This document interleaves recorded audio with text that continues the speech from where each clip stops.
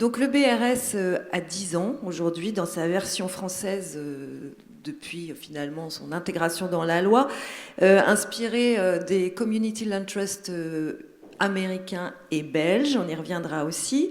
Les premières livraisons de ces logements en propriété, qu'on va appeler peut-être augmentés ce matin, datent d'il y a environ 5 ans. Aujourd'hui, il y a un observatoire, la mise en œuvre d'une politique publique avec ses outils, donc ces outils d'évaluation, ces outils de mesure, c'est la proposition de mise en œuvre de ce BRS, donc le bail réel solidaire, pour intervenir à la fois pour fabriquer du logement neuf, mais peut-être pour réhabiliter du logement, pour le transformer des bâtiments qui ont un autre usage en logement. Enfin, on voit petit à petit, et ça avance en marchant, cet outil développer en fait toutes ses capacités et tous ses avantages. Donc, en quelques 10 ans, donc même 5 ans pour la mise en œuvre opérationnelle, à peu près 2000 logements livrés, enfin c'était les chiffres de décembre dernier, 15 000 en projet, donc dans une période de crise, c'est pas si mal. Et ce qui confirme l'intérêt de ce dispositif, alors on peut considérer qu'il est contracyclique, on peut surtout considérer qu'il fabrique du logement abordable là où les autres dispositifs ont des difficultés à justement mettre sur le marché en propriété, en tout cas des logements à des prix accessibles. Et il répond bien sûr à des besoins quand on voit par ailleurs que les demandes de logements sociaux explosent. Il pose aussi la question de la banalisation de cet outil. Est-ce que c'est bien, est-ce que c'est pas bien? On y reviendra un peu plus tard. En tout cas, il permet de s'interroger sur la propriété et sans être taxé immédiatement de collectiviste ou suspecté d'atteinte à l'ordre social, hein, parce que la propriété, c'est quand même quelque chose auquel on a du mal à toucher en France. En tout cas, j'ai lu hier un post qui répondait à la présentation de cette conférence et qui venait d'un banquier, qui est peut-être dans la salle d'ailleurs, le banquier des promoteurs, et qui donnait une définition intéressante de la propriété pour un banquier, qui disait, premièrement, c'est avoir un toit, deuxièmement, c'est constituer une épargne par le remboursement d'un prêt, troisièmement, c'est avoir des charges relativement fixes et anticipables, et seulement en 4, profiter ou bénéficier d'une hausse des prix dans une projection à long terme, autrement dit de faire de la plus-value. Donc c'est intéressant que les banquiers défendent enfin un banquier en tout cas défende cette définition, parce que les 3 premiers points sont sûrs et le dernier point, il est de moins en moins sûr, cette plus-value dans la propriété classique. Donc finalement, dans le BRS, l'avantage est à l'entrée et pas à la sortie, et ce qui fait qu'il est garanti et que la dépréciation du bien, elle est impossible aussi. Ce matin, je vous propose de faire le point, donc le point annuel de la COP, puisque chaque année, on a ce genre de réunion, en analysant les avancées et les nouveautés du modèle, donc avec Christian Chevet, qui est le président de la COP et qui va me rejoindre ici, avec Marie-Noëlle Lienemann qui va arriver, et Patrice Leclerc, donc, que vous avez déjà entendu, le maire de Gennevilliers. Ensuite, on regardera ce qui se passe en Île-de-France avec des acteurs de terrain, des territoires. Et ensuite, on se comparera. Alors parfois, se comparer, ça veut dire s'inquiéter ou se rassurer, on verra, avec un cousin belge, donc CityDev Bruxelles, avec Benjamin Cadranel. Et puis, entre-temps, nous aurons aussi une présentation par Jean-Claude Drian d'une étude sur la politique du logement, pour se mettre au clair un peu, pour savoir combien tout ça coûte. Voilà, donc premier échange avec Christian Chevet, Patrice Leclerc et j'espère Marie-Noëlle quand elle va arriver. Je voudrais revenir sur la manière dont le BRS s'installe dans le paysage. Donc, aujourd'hui, qu'est-ce que vous diriez de son évolution? J'ai dit, ça fait 10 ans par rapport à la loi, ça fait 5 ans pour les premiers logements livrés. Ça monte en puissance. Donc, à la COP, votre petit bilan de l'année par rapport à l'année dernière? Alors bon, le BRS, ça fait 10 ans qu'on explique finalement ce qu'est le BRS, parce que c'est quelque chose de nouveau, hein, comme ça a été dit. Ça l'est de moins en moins quand même, puisque ça fait 10 ans.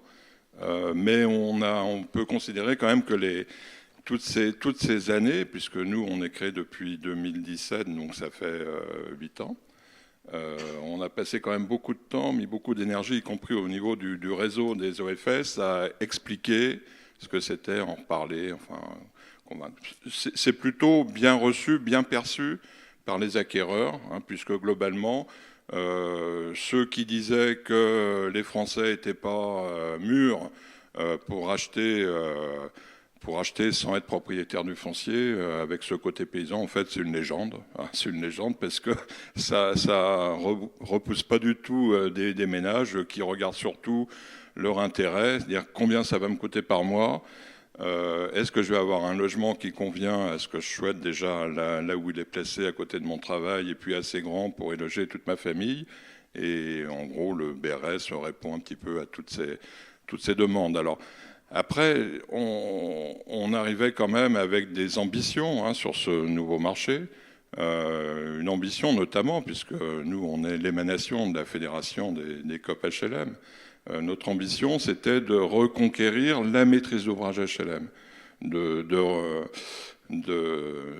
produire, construire nos propres immeubles et de plus être inféodé au monde de la promotion, aux promoteurs, sans avoir rien par ailleurs contre les promoteurs, mais on pense que le monde HLM est tout à fait capable de produire et d'assurer des maîtrises d'ouvrage, et on voulait aussi influer un petit peu sur le modèle. Et là, je dirais que c'est pas un franc succès quand même, puisque parce que les habitudes sont prises déjà dans les collectivités. Alors, je ne parle pas pour Gennevilliers, bien sûr, mais dans beaucoup de collectivités, on a des habitudes. C'est plus facile quand on a un programme de 100 logements, qui est saucissonné avec du logement social, du logement libre, et puis aujourd'hui un petit peu de BRS. Avant, il y avait un peu de PSLA quelquefois. Et aujourd'hui, beaucoup d'élus préfèrent avoir un promoteur, souvent un gros, qui va tout faire et qui va vendre en VFA au bailleur social, et puis vendre en VFA si c'est possible, ou sous autre forme à l'opérateur social qui portera le BRS. Donc ça on le sent bien parce que nous, ça c'est l'action de la COP foncière, c'est pas forcément vrai pour tous les OFS d'Île-de-France. Vous êtes quand même un des principaux. Oui, mais dans nos pratiques, on a développé donc quelque chose de nouveau qui existait quasiment pas avant, c'est des copromotions avec les promoteurs. C'est-à-dire que nous, on se refuse à acheter en VFA, à la promotion privée, mais on veut bien faire des copromotions avec eux. Le gros intérêt, déjà, c'est que ça remet nos équipes autour de la table, et puis c'est transparence totale.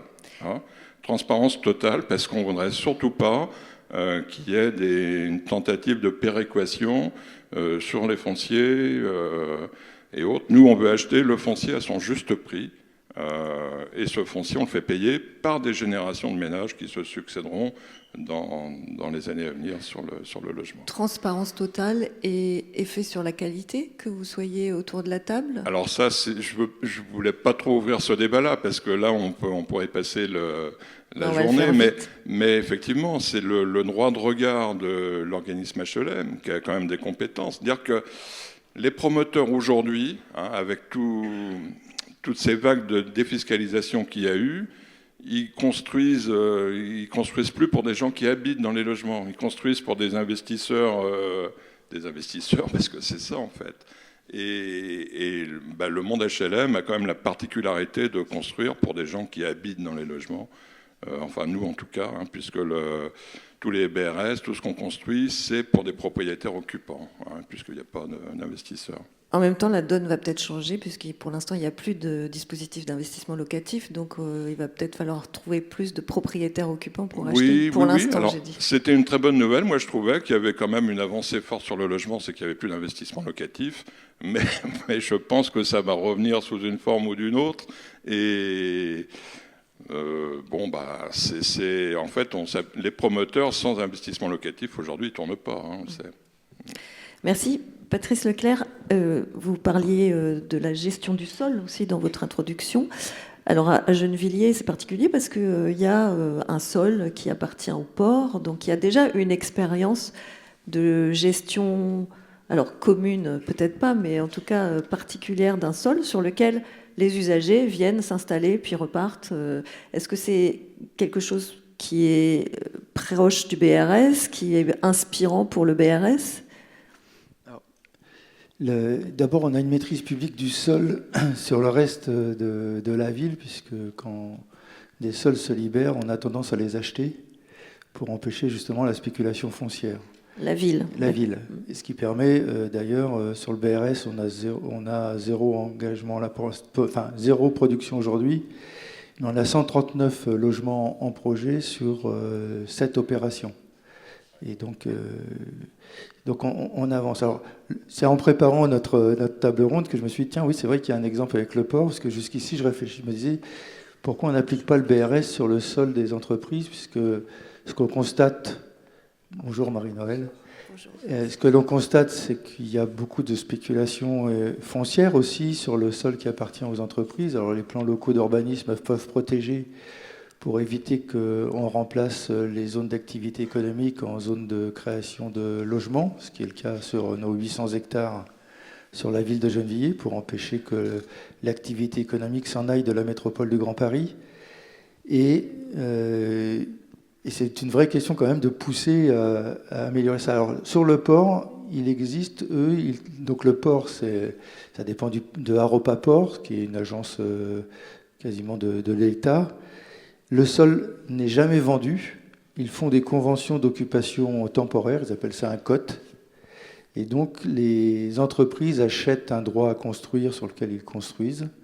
Ils ont une redevance pour le sol. Et ça dure, ils répondent à des appels à projets. C'est-à-dire que le port fait des appels à projets sur les terrains qui se libèrent. Des entreprises y répondent. Le port choisit laquelle répond le mieux à ses objectifs. Et ils font une convention d'occupation du sol le temps crédible pour l'opération économique. Donc ça peut faire 6 ans, 15 ans, 20 ans. C'est ainsi qu'ils fonctionnent. Donc c'est plutôt 15 ans et 20 ans qu'ils essayent d'assurer. Voilà en gros sur le processus qui se passe sur le port, pour répondre directement à votre question. C'est une expérience intéressante parce que ça veut dire qu'il y a 400 hectares de la ville de Gennevilliers qui est hors spéculation foncière, totalement hors spéculation foncière. En activité économique, du coup, pour ce qui est du port, et pour le logement, puisque vous rachetez au fur et à mesure, vous avez beaucoup de réserves foncières aujourd'hui ? Oui, beaucoup, de moins en moins, parce qu'on construit. Mais c'est ce que je disais tout à l'heure, par exemple pour la coopérative, dont le directeur est Philippe Bédier, qui expliquera mieux les choses que moi tout à l'heure. On a prévu 7 opérations, 139 logements, sur des réserves foncières qu'on a acquises au fur et à mesure que ça se libérait. Et donc on travaille entre Gennevilliers Habitat et la coopérative. On essaye de se partager, souvent d'ailleurs sur des effets de taille, en réservant les constructions les plus importantes pour la coopérative qui loue les logements, et les opérations moins grosses en accession pour la coopérative Boucle de Seine. Et on travaille très peu le VFA, on le fait que quand on est obligé. Il y a une expérience, mais Philippe en parlera-t-elle, de coopération avec un promoteur où c'est lui qui construit, mais on garde la maîtrise. Et c'est vrai que la qualité de la construction n'est pas la même en fonction de la réflexion de celui qui construit. C'est est-ce qu'il pense au coût de fonctionnement et au coût de réhabilitation dans les prochaines années. C'est-à-dire que quand on est un organisme HLM, on se dit que dans les 15-25 ans, il y aura une réhabilitation, et autant qu'elle soit la moins lourde possible, et donc de travailler la qualité de construction dès le départ. Quand on pense que c'est les copropriétaires qui doivent la payer, on peut baisser le niveau pour augmenter son apport financier. Merci. Et donc, à terme, est-ce que vous imaginez que finalement, le logement à Gennevilliers, ce serait du logement social et du BRS ? Alors, moi, oui, j'aimerais bien. Non, là, si je vous répondais oui ou non tout de suite, ce serait inconvenant de ma part, parce que on n'a pas encore décidé de ce type de stratégie. Ce qu'il y a de sûr, c'est qu'on développe le BRS au maximum maintenant sur les 139.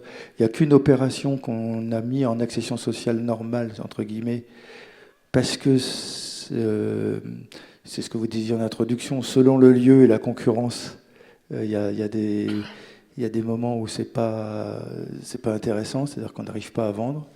On doit avoir un petit côté paysan encore développé à Gennevilliers, parce que nous, il faut qu'on continue d'expliquer aux gens que le sol ne leur appartient pas, mais peut-être que c'est nos racines paysannes de différentes origines du monde qui fait cela. Ça reste une question pour des acquéreurs. Et c'est vrai que les différences de prix, si je peux vous donner des exemples sur Gennevilliers, hein, si vous faites sur un 66 mètres carrés, le marché libre, c'est 428 000 euros pour l'acquéreur. En accession sociale, avec une TVA à 5,5, c'est 326 400 euros. Et en BRS, toujours avec une TVA à 5,5, c'est 276 000 euros. On voit bien les différences de prix, et on voit bien que dans une ville comme la nôtre, où les revenus sont très modestes, si on veut permettre et aider des personnes à devenir propriétaires, c'est la troisième solution qui est la plus simple. Et donc, si on ne veut pas changer la population, c'est aussi un moyen de maintenir la population à Gennevilliers. Merci beaucoup. Marie-Noëlle Lindemann, bonjour. Alors, il ne marche pas ce micro, donc c'est Patrice qui va vous passer le sien. On était donc en train d'essayer de faire un petit bilan 10 ans après l'existence du BRS et puis 5 ans après ses premières mises en chantier, livraison, etc. Vous, en tant que présidente des COP HLM, qu'est-ce que vous diriez sur ce bilan ? D'abord, j'allais dire globalement positif, mais beaucoup plus que globalement positif, très positif. Très positif, mais sans se faire d'illusions non plus, ce n'est pas la seule solution pour régler les problèmes majeurs de la crise du logement. Très positif parce que ça permet d'ouvrir de l'accession sociale à la propriété dans des secteurs où elle avait quasi disparu. 2, que ça contribue à lutter contre la spéculation.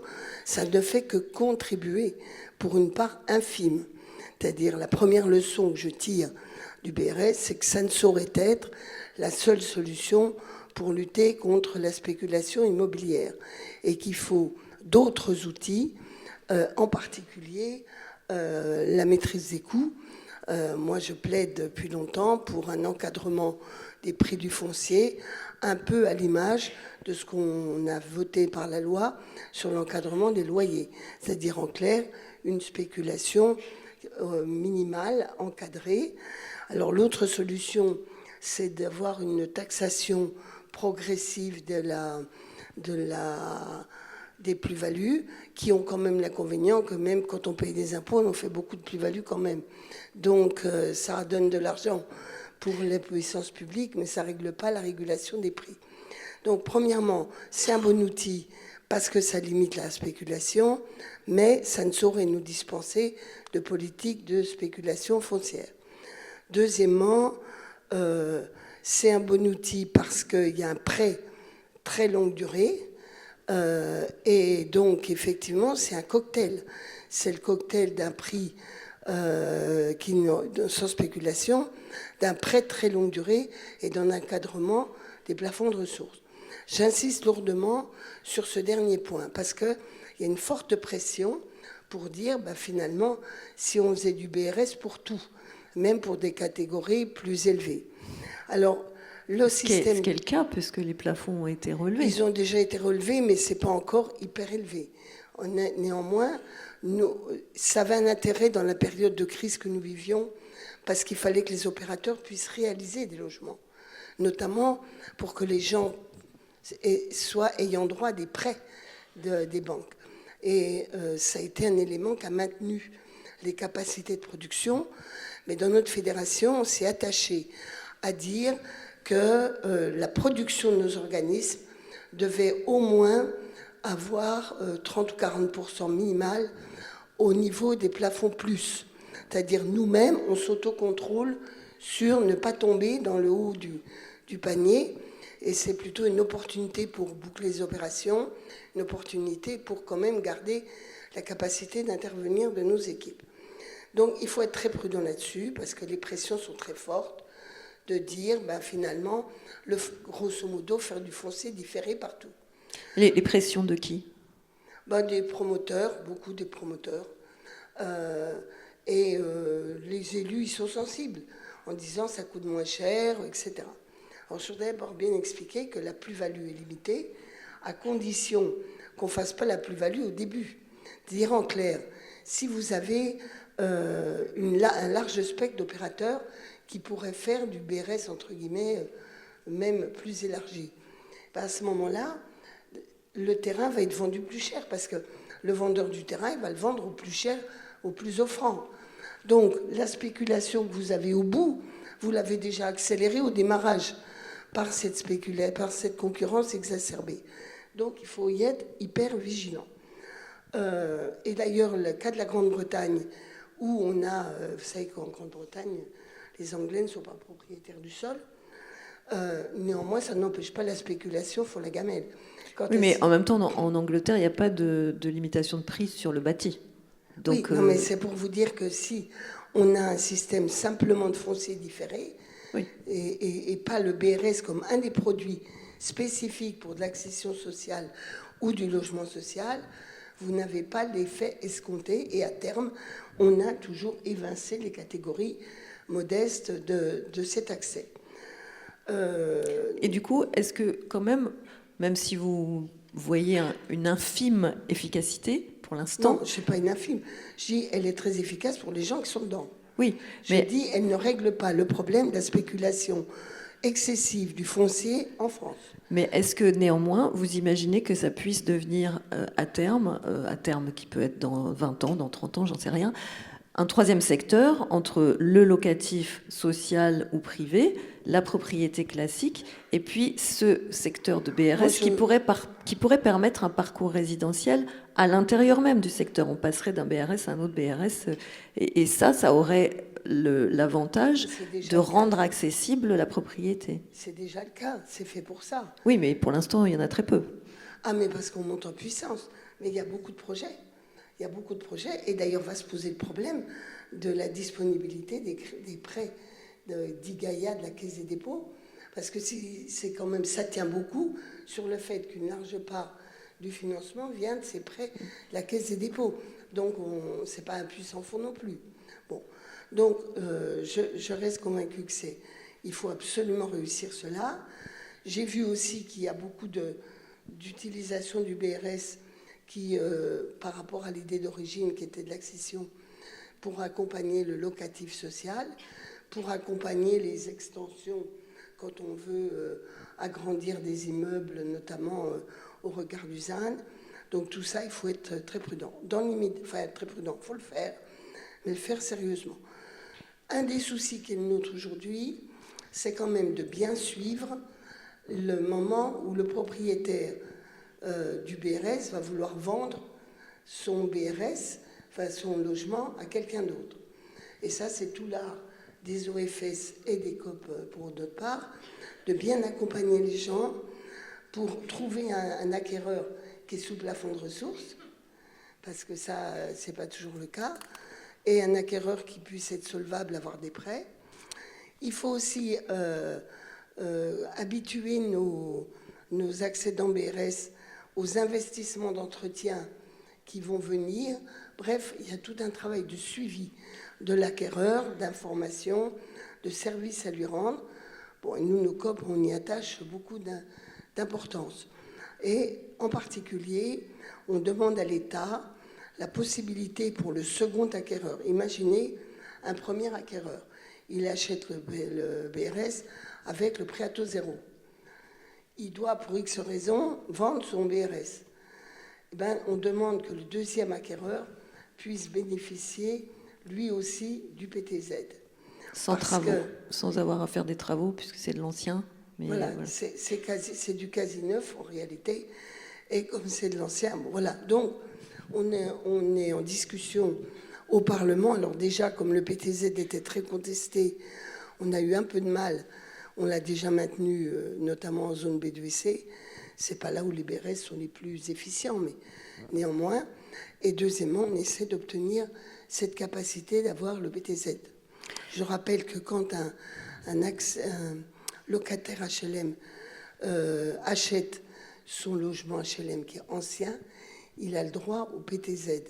Et c'est donc la comparaison avec cette structure-là qui nous amène à le revendiquer. D'accord. Merci. Alors, sur plusieurs choses. Accompagnement des acquéreurs, enfin, ou des revendeurs. et puis acquéreur et vente à la deuxième mutation. Et puis, utilisation du BRS pour faire autre chose que de la construction neuve, donc réhabilitation, transformation des différents usages. Là, vous avez un peu de recul pour en parler maintenant. Alors, comme le disait Marie-Noëlle, hein, sur les reventes, en fait, on est déjà confronté au problème des reventes, parce qu'on en a. Hein. C'est quelque chose qu'il faut gérer, et ça nous a surpris que ça arrive si vite, mais on avait, ceci dit, lancé une étude pour... l'idée, c'était de dire qu'il faut que l'OFS accompagne absolument les ménages dans le processus de revente de leurs biens. Ça veut dire qu'on propose que l'OFS cherche le successeur, hein, déjà pour limiter les frais d'agence. Hein. On n'a rien contre les agences immobilières, mais on fait très attention surtout au prix de revente.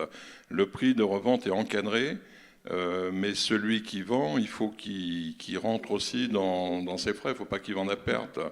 Et donc on fait en sorte que tous les frais afférents au processus de revente soient le moins cher possible. Et vous avez identifié pourquoi il y a des reventes aussi tôt ? Oh bah oui, parce que ça, c'est la vie, c'est des séparations, c'est des mutations, c'est mécanique. Hein. Et on a même des reventes sur des BRS qui sont signés, mais où les logements sont toujours pas livrés, hein, puisqu'on achète en état futur. Hein, et donc, c'est étonnant, mais on fait revendre des biens alors que les logements sont toujours pas livrés. Donc, on a engagé toute une étude, hein, sur le processus de revente, et puis on plaide aussi pour avoir une espèce de bourse aux échanges, hein, pour faire vivre ce second marché.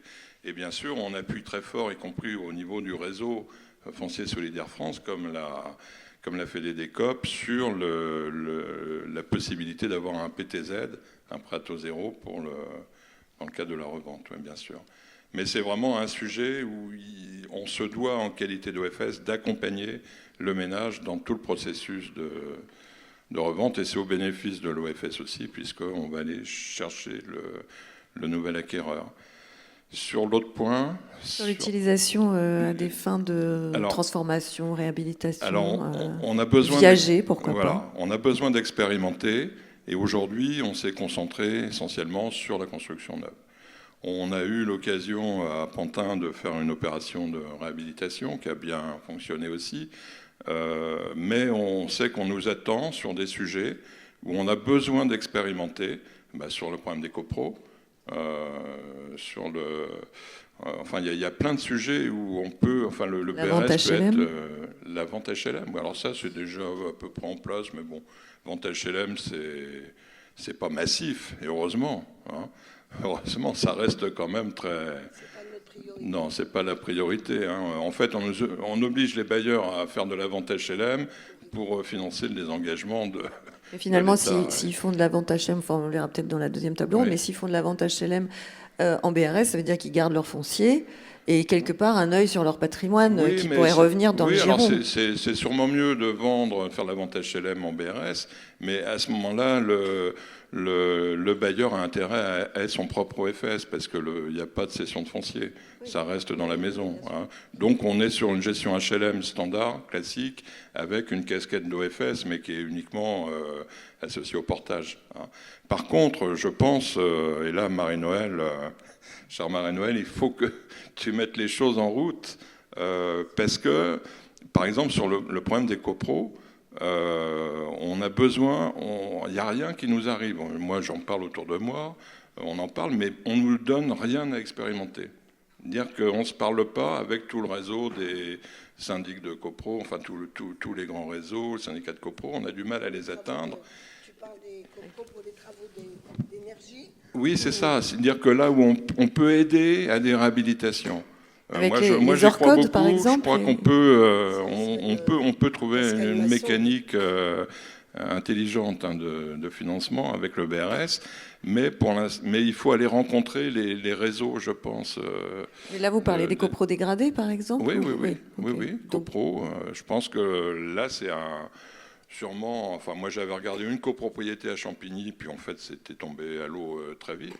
Mais on a besoin d'armer un discours et de réfléchir. Parce que le problème de ménages, de copro en difficulté ou avec des ménages très modestes, c'est pour faire les travaux de transition énergétique, ils n'ont pas les moyens de faire.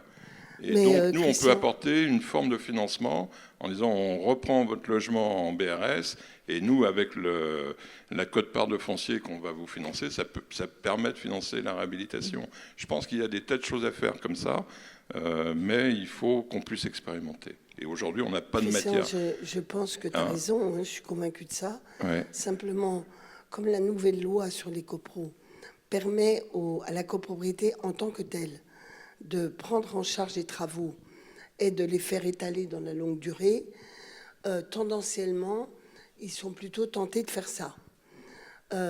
Donc, c'est peut-être un peu plus tard qu'on aura, quand on verra les limites de ce dispositif, qu'on aura un appel à un truc. Mais ce qui serait bien, c'est de trouver, en effet, on va essayer d'aller chercher un peu de manière un peu volontariste, ici ou là, quelques copros, en discutant avec des maires, peut-être qui, localement, voient lesquels pourraient être intéressés par cela. Alors, voilà, il faut qu'on puisse expérimenter. Voilà, peut-être que dans la salle, il y a des Voilà, personnes... l'appel est lancé. L'appel est lancé. À l'expérimentation. Monsieur le maire, aussi, même sur Gennevilliers, on est... Bah, on est à peut-être, l'écoute. quel est votre avis là-dessus, Patrice Leclerc? Je dis pourquoi pas. On regarde, on a traité les copros dégradés pas mal. Il nous en reste 2 ou 3. Donc pourquoi pas regarder cela. C'est un champ possible. Alors après, il faut faire le calcul. Et à mon avis, ça doit être plus simple là où on a tout racheté et qu'il n'y a plus de propriétaires qui pensent à un... Mais là, tu as réglé le problème un de la moment- copro. Si tu as tout racheté... un moment spéculatif. Si, parce que ça peut être intéressant pour nous pour diminuer le coût. Oui, pour la commune, parce que ce qui est vrai pour des propriétaires est quand même vrai pour la commune sur lequel il faut payer. Oui. Donc pourquoi pas, faut regarder ça au plus près. Je voulais juste insister sur un aspect, sur le caractère anti-spéculatif, parce que nous, ce qui nous avait intéressé de passer en BRS, c'est que l'accession sociale fait vraiment de la spéculation. J'ai quelques exemples. On avait une opération dans un quartier de Gennevilliers livré en 2014, un T3 acheté 193 000 euros a été revendu 298 000 euros, soit une plus-value de 54% en 9 ans, alors que l'indice de la coût de la construction était de plus de 21%. Pareil sur un T4 dans un autre quartier, 299 000 euros en 2013, revendu 490 000 euros, 64% en 7 ans. C'est ça. Alors là, je vais vous me poser une colle. C'est ce qui m'avait mis en colère, moi, sur l'idée qu'on participait à l'augmentation de la spéculation immobilière, parfois même avec des aides publiques, parce que le terrain, on l'avait acheté et on ne le revendait pas très cher à la coopérative pour faire l'opération. Et donc, ça me semblait pas juste que des fonds publics servent à faire des profits privés de ce type. Et donc, le BRS permet de limiter cela, puisque c'est indexé, si j'ai bien compris, sur l'indice de la construction et de l'inflation. Et donc, il y a là un élément modérateur, en tout cas, de ce point de vue. Parce que la taxe sur la plus-value qu'on pourrait imaginer, comme vous l'évoquiez, en fait, ça permettrait peut-être de faire rentrer de l'argent dans les fonds publics, mais ça ne fera pas baisser les prix. Et les clauses antispéculatives ne fonctionnent pas ou pas longtemps. Elles n'étaient que de courte durée, puisqu'on n'avait pas le droit de dépasser, je crois, 10 ans. Donc, c'est évidemment trop court. Il y a un autre avantage. En région parisienne, on le voit moins, parce que la plupart des gens cachés en accession, c'est plutôt pour que ce soit leur logement. Mais dans tout le périmètre, par exemple, au bord de mer, dans les zones un peu attractives, touristiques, je me rappelle avoir discuté avec le maire de Saint-Malo, qui a été un des premiers à faire des BRS, parce que ça oblige à revendre à quelqu'un qui en fera son appartement, sa résidence principale. Or, on avait deuxième type de spéculation, non seulement financière, mais les collectivités aidaient à de l'accession, qui se retrouvaient 5 à 6 ans plus tard en résidence secondaire. Donc, et les salariés du secteur n'arrivaient pas à se loger. Ça, c'est un point très important. En région parisienne, c'est plus rare. À part le mec qui veut acheter, j'allais dire, qui veut acheter à Paris pour avoir un pied à terre quelques années après. Mais de toute façon, c'est interdit. Alors, je voudrais avoir votre avis aussi sur la hausse des plafonds. Finalement, est-ce que cet accès plus facile à des ménages moins modestes, est-ce que ça répond au but du BRS ?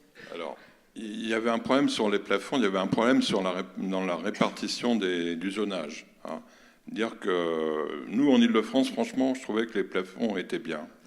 C'est une mesure qui rentre en vigueur au 1er janvier 2025. Là, on y est. Donc, oui, mais moi, je trouvais que c'était convenable et qu'on n'avait pas besoin sur nos zones A et A bis. Ça allait. Par contre, il y avait des zones 2, zones 3. Là, il fallait sûrement intervenir. Quand j'ai vu, alors après, l'idée, c'était de dire, c'était fortement défendu par la Fédération des COP d'ailleurs, hein, de pouvoir rééquilibrer un petit peu les choses au niveau du territoire national. Mais en Ile-de-France, on a bénéficié d'une hausse un peu inattendue parce qu'on était à plus 30% d'évolution, alors que nous, on n'avait pas de problème particulier pour commercialiser nos BRS. Le plafond n'était pas un souci. Il y avait quand même des petites difficultés Paris intramuros à part. Hein. D'obtenir des prêts quand même. Enfin, ça, c'était une musique qu'on entendait quand même. Ah, oui, mais non. Enfin, nous, on a toujours commercialisé nos programmes sans. Alors évidemment, on vend à des ménages plus modestes. Si les plafonds sont 30% en dessous, on vend à des ménages plus modestes. Mais c'est l'esprit du BRS aussi. Donc, qu'il y ait une petite évolution des plafonds, oui. Là, franchement, on a trouvé que c'était beaucoup. Bon, le danger dans tout ça, c'est que si on va trop haut, on banalise totalement le BRS et pourquoi mettre une TVA à 5,5 à ce moment-là et pourquoi aller l'aider, quoi. Donc ça doit rester ancré dans le social.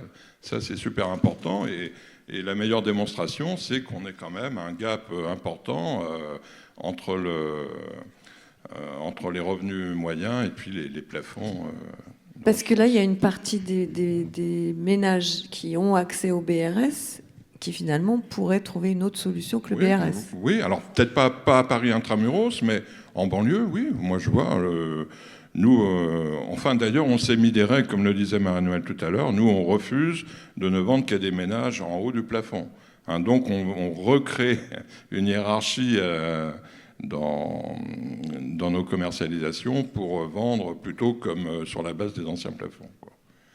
Parce que sinon, la tentation, comme on externalise quelquefois la commercialisation, la tentation est grande d'aller chercher faire une sélection avec les meilleurs revenus, hein, parce que ça passe mieux auprès des banques, effectivement. D'un point de vue réglementaire, vous avez le droit de discriminer en fait les ménages en fonction de leurs revenus, vu qu'ils ont le droit par la loi d'avoir accès.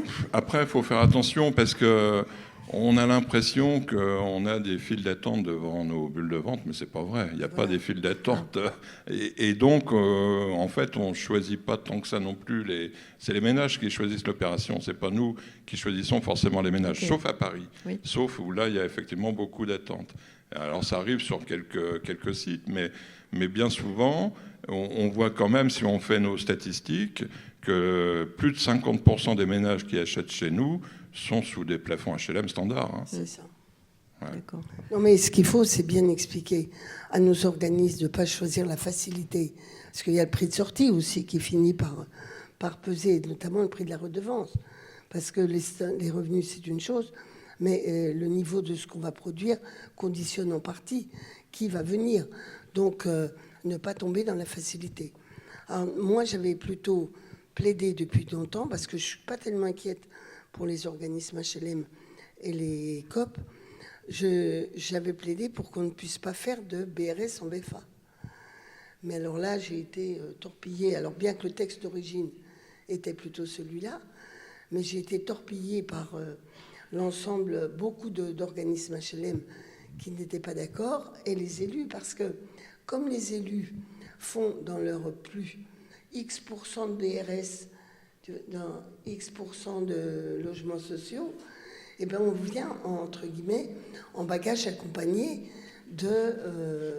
par des promoteurs immobiliers. Donc c'est un bout de la programmation, quoi. Voilà. Et donc ça, Ça reste quand même une grande question, de ne pas trop jouer la carte des BRS en BFA et quand même de chercher à être maîtresse d'ouvrage. Mais ça supposerait un changement de culture plus radical du mouvement HLM que la conjoncture devrait nous amener à avoir, c'est-à-dire d'être nous-mêmes maîtresses d'ouvrage et de faire de la VFA à l'envers en direction du privé. Et je réinsiste là-dessus, ça existe, ça se fait. Mais nos organismes rechignent à le faire. Les élus croient que c'est plus électoral de dire Nexity va le faire, puis il y aura sa petite part de social. En réalité, maintenant, on voit que la plupart des gens se mobilisent, même quand c'est Kaufmann et Braud et Nexity, parce qu'on n'en est même plus à ne plus vouloir du logement social. C'est du genre, on ne veut plus de logement autour de nous. Donc, bref, en attendant, il faut être vigilant aussi à cette dimension.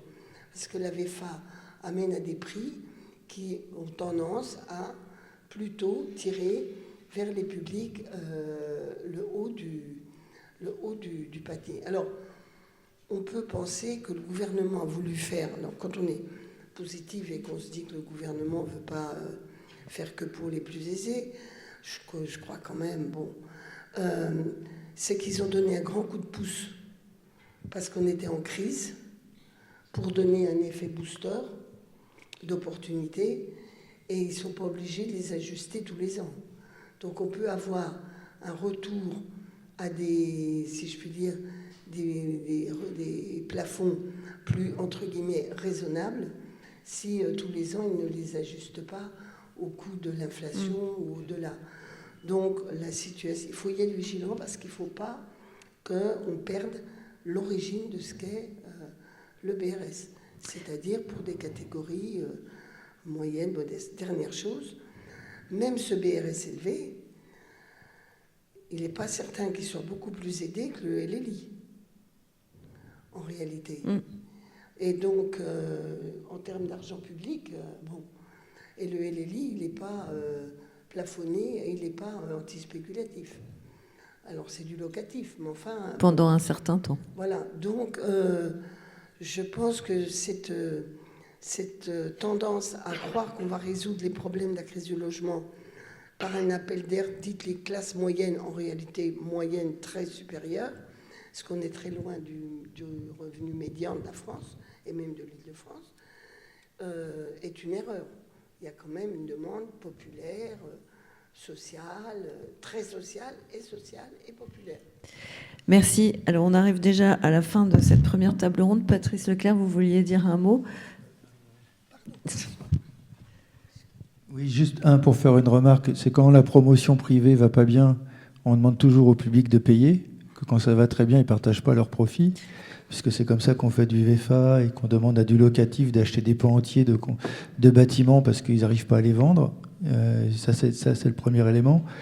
Et puis, le deuxième élément, c'est de dire, vous avez bien compris, mon modèle, c'est pas la France des propriétaires. Donc, et je me suis amusé à regarder entre si on loue son logement et si on l'achète, même en BRS, qu'est-ce qu'on gagne ?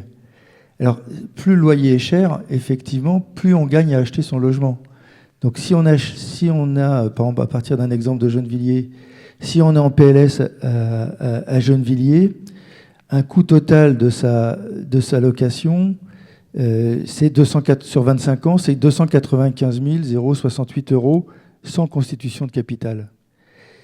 Quand on l'achète en BRS, on a un coût réel de 356 016 €, et donc il nous reste un gain de 90 000 € en gros pour la personne qui a acheté au bout de 25 ans, auquel il faudra certainement déduire la réhabilitation qu'il faudra faire au bout de 25 ans. Vous avez intégré la redevance là Oui.